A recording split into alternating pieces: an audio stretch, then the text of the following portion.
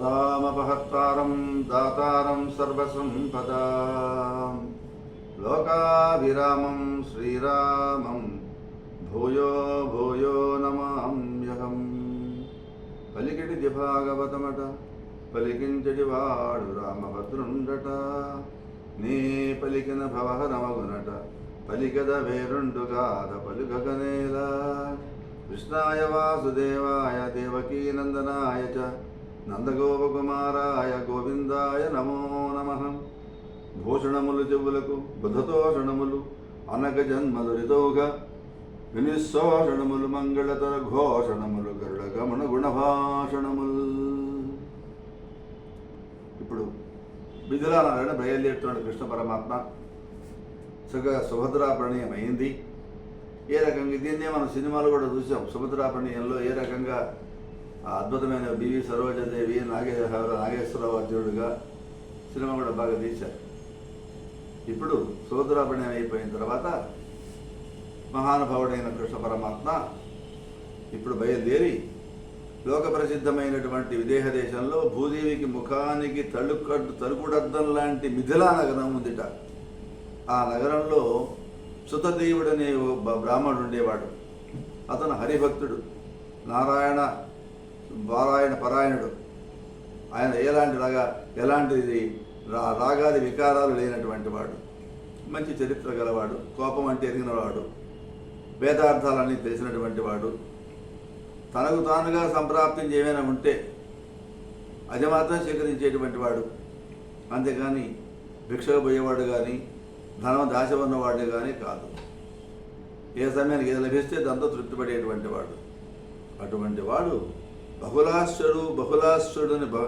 బహుళాశ్వరుడు అనేటువంటి నామ పేరు గలవాడు. దాని రాజు బహుళాశ్వరుడు అనేవాడు. ఆయన ఆ నగరానికి రాజు. ఆయన ఈ బ్రాహ్మడైనటువంటి సుతదేవుడిలాగా నిర్మలాంతరంగుడై ఏ పని చేసినా ధర్మాన్ని తప్పకుండా జీవిస్తూ వచ్చాడు. కృష్ణుడికి వాళ్ళిద్దరి కోటి మీద అనుగ్రహం కలిగింది. అలా కలిగితే బహుళాశ్వ సుతదేవులు చూడాలి అనే ఉత్సాహంతో శ్రీకృష్ణుడు దాన్ని అధిరోహించి ద్వారక నుంచి బయలుదేరి మిథిలా నగరానికి బయలుదేరాడు. ఆయన వెంట వాసుదేవ, అత్రి, కృష్ణరామ, అసిత, అరుణ, బృహస్పతి, కణ్వ, మైత్రేయ, చవనులు ఇలాంటి కొంతమంది మునులంతా కూడా ఆయనతో పాటు బయలుదేరారు. వాళ్ళల్లో నేను కూడా ఉన్నాను అన్నాడు. ఆ మార్గంలో దాన్ని ఏమంటామంటే నర్తగురు, ధన్వ, జాంగల, వచ్చ, మచ్చ, పాంచాల, కుంతి, మధు, కేగయ, కోసలాది ప్రభువులంతా కూడా కృష్ణుడికి దారిలో కనిపించే దారిలో ఉండే రాజ్యాలు అవన్నీ వాళ్ళంతా కూడా వాళ్ళ ప్రాంతం మీదకి వెళుతున్నప్పుడు రకరకాల కానుకలన్నీ కూడా సమర్పణ చేసి ఇచ్చారు కృష్ణ పరమాత్మకి. గ్రహాలను ప్రకాశించే సూర్య భగవానుడిలాగా కృష్ణుడు మందహాసం చేస్తూ వాళ్ళందరినీ కూడా ప్రేమగా పలకరిస్తూ వారి క్షేమాన్ని విచారణ చేస్తూ ముందుకు బయలుదేరాడు. ఆప్యాయంగా మాట్లాడాడు. కొన్నాళ్ళు ప్రయాణం చేసిన తర్వాత విదేహ నగరాన్ని సమీపించాడు. ఆయన శ్రీకృష్ణుడు వస్తున్నాడు అని తెలుసుకున్నటువంటి బహుళాశ్వరుడు చాలా సంతోషపడ్డాడు. రకరకాల పదార్థాలను తీసుకొని సుదేవుడితో పాటుగా కృష్ణుడికి ఎదురుగా వెళ్ళాడు. వాళ్ళిద్దరూ వచ్చినటువంటి ఆ మునీంద్రులందరికీ కూడా వినయంతో నమస్కారం చేశారు. పద్మాక్షుడు, ఉదార చరిత్రుడు, పాపాలనే పర్వతాలకు ఇంద్రుడు లాంటి వాడైనటువంటి మహానుభావుడైన కృష్ణుడి పాదపద్మాలకు నమస్కారాలు చేస్తూ ఉన్నారు వాళ్ళు. అప్పుడు అన్నారు, మహానుభావ కృష్ణ దయాసాగర, నీవు ఈ మునీశ్వరుడు మా గృహానికి వచ్చి మమ్మల్ని అనుగ్రహించాలి, మా పూజలు స్వీకరించాలి అని ప్రార్థించారు.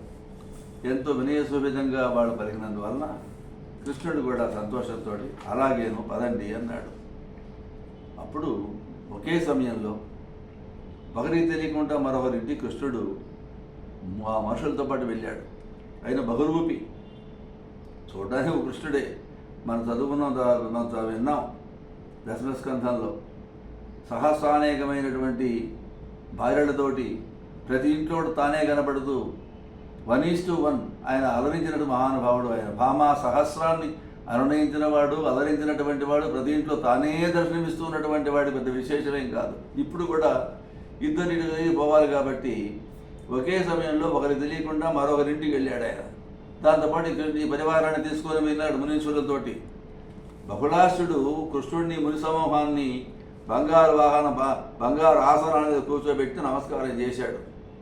బహుళాసుడు బంగారు వెండి కలశాల్లో జలాలతోటి వారి పాదాలను కడిగాడు. ఆ పవిత్ర తీర్థాన్ని తాను తన భార్య బంధువులు భక్తితో తన శిరస్సులపై చల్లుకున్నారు. బహుళాసుడు శాశ్వతంగా పూజించాడు కృష్ణుడిని. మంచిగా ఆతిథ్యం ఇచ్చాడు, షడ్రసోపేతనంగా ఆతిథ్యం ఇచ్చాడు, మధుర ఫలాలను సమర్పణ చేశాడు, పచ్చకర్పూరం నుండే తాంబూలాన్ని ప్రేమతో ఇచ్చాడు. ఈ రకంగా కృష్ణుడిని గౌరవించి ఆ మిథిలానాథుడైనటువంటి ఆ జనక చక్రవర్తి కృష్ణుడి పాదాలను తన ఒడిలో పెట్టుకొని మెత్తమెత్తగా ఒత్తుతూ అన్నాడు కదా, పురుషోత్తమ, సమస్త ప్రాణుల్లో కూడా ఆత్మలో కర్మసాక్షివై నీ ఉంటివి. వాసనాత్ వాసుదేవస్య వాసిదంతే జగత్రయం సర్వభూత నివాసోసి అంటారే. సమస్తమైన అంతరాత్మ సమస్త ప్రాణ సంఘాతాల్లో కూడా అంతరాత్మగా అంతర్యామిగా నువ్వు కర్మసాక్షివై ఉంటావు కదా. పరమశివుడు చతుర్ముఖుడు అయినా నీ భక్తులకు సాటిరాని వారని చెప్పి నువ్వు అంటూ ఉంటావే. ఆ మాట సార్థకమయ్యేట్టుగా నీ పాద పద్మాల మీద ఏదో రవంత భక్తి గల నన్ను దరిద్రుడిని అనుకోకుండా నా ఇంటికి వచ్చావు.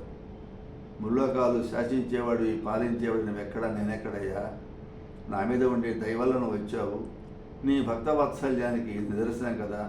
నీ పాదసేవలు ఆనందించే మహాత్ములు ఎప్పుడూ దాన్ని వదులుకోలేరు అని ఎంతో విశేషంగా కీర్తించాడు కృష్ణ పరమాత్మని. ఇప్పుడు అన్నాడు, కృష్ణ పరమాత్మ యదుగుల క్షీరవాది పూర్ణచంద్రమ దేవకీపుత్ర సుజనమినుత నారాయణ అచ్యుత వేదవేద్య భక్తజన పోష పరితోష పరమపురుష అని కీర్తించాడు. అని మహానుభావ, కొన్నాళ్ల పాటు మీరు మునులు ఈ మహర్షులతో పాటు ఇక్కడే వేంచేసి ఉండండి. నీ పాదధూళి నా మందిరంలో సొగితే చాలు, నేను ధన్యుని అవుతాను అని దాసోహం సమర్పించాడు.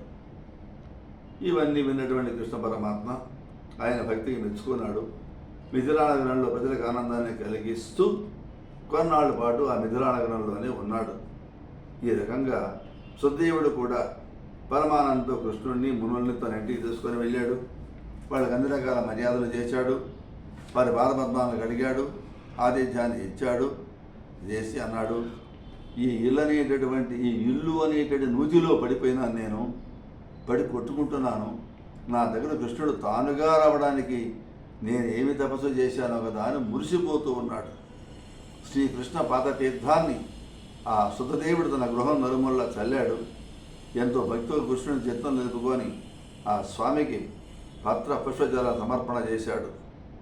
అప్పుడు నా జన్మ ధరించింది అనుకుంటూ తన ఉత్తరాయణ చిందులు దొక్కాడు. పరమానందంతో డ్యాన్స్ వేయడం మొదలుపెట్టాడు ఇతను.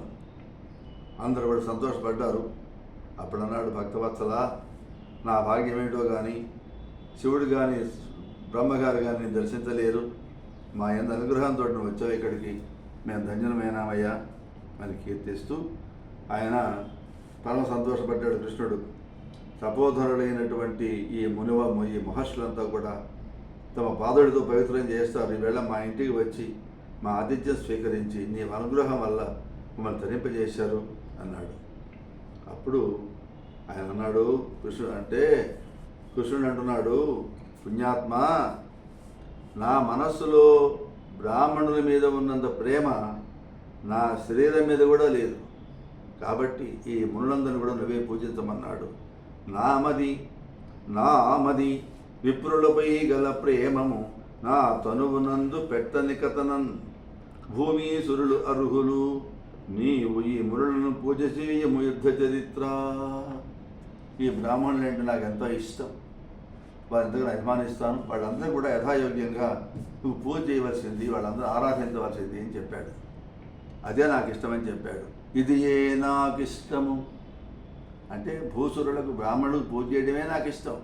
ఇది ఏ నాకు ఇష్టము నన్ను 10,000 విధంబులయ భజించుగా మదికింపకున్నట్టుగా వన వదలని భక్తిని భజింపు వసుధామరులం. నాకు ఇష్టమైంది కూడా అదే. బ్రాహ్మణుని పూజిస్తే నన్ను 10,000గా పూజించగా నేను భావిస్తాను. కాబట్టి సుస్థిర భక్తితోటి వాడిని ఆరాధన చేయమన్నాడు. సమస్త లోకాలకు అధీశుడైనటువంటి కృష్ణుడు అనుజ్ఞ ప్రకారంగా ఆ సుతదేవుడు అత్యంత భక్తితో ఆ మునీశ్వరుని పూజించాడు.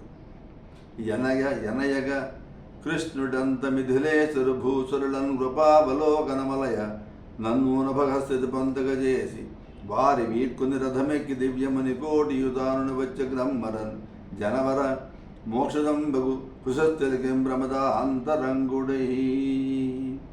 ఆ రకంగా కృష్ణుడు ఒక పక్క బహళాసుడు శుద్ధదేవుడు వాళ్ళని కరుణతో కటాక్షించాడు.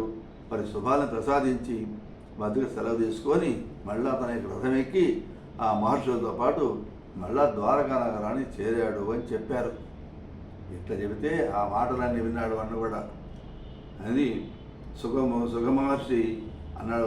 రాజుగారు వరిష్ఠ మహర్షి అన్నాడు, సర్వాంతర్యామి భగవంతుడు సమస్త చేతన వర్గానికి జ్ఞానాన్ని ప్రసాదించేవాడు, వేదాలకు అతీతమే, వేద పురుషుడు ఆయన.